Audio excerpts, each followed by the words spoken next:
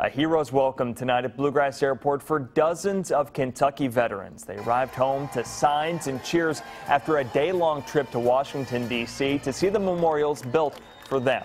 Along the way, they were shown honor and respect they say they could not believe. WKYT's Phil Pendleton traveled with the veterans and shows us the unique and memorable day in a story that's new at 11.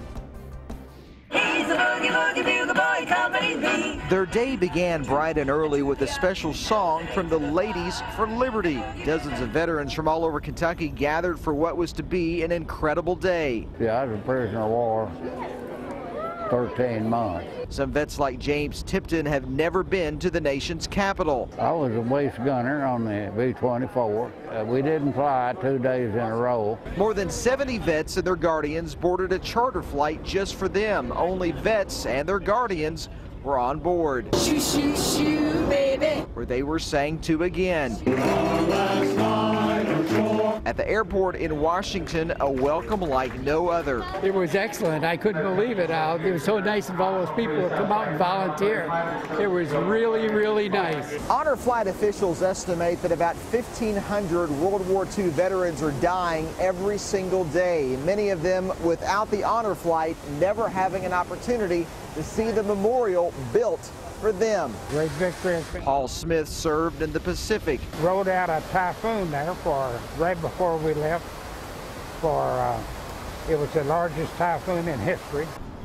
This honor flight was one of many firsts for the Bluegrass chapter. Carletta Vance among the first group of women to go.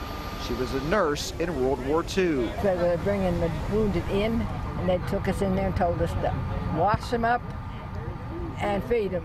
It was also the first time for seeing the changing of the guard at Arlington, where they got to lay a wreath. I don't know where I did exactly the way they wanted it or not, but I was proud of myself. All in all, most said days like today send a message on what was, what we have become, and the sacrifice that preserved all generations. Well, it's a good thing for the younger generation to see it. With the honor flight, Phil Pendleton, WKYT. Always incredible to see that. Touchstone Energy was one of the sponsors of the honor flight. None of those veterans had to pay anything at all for that trip.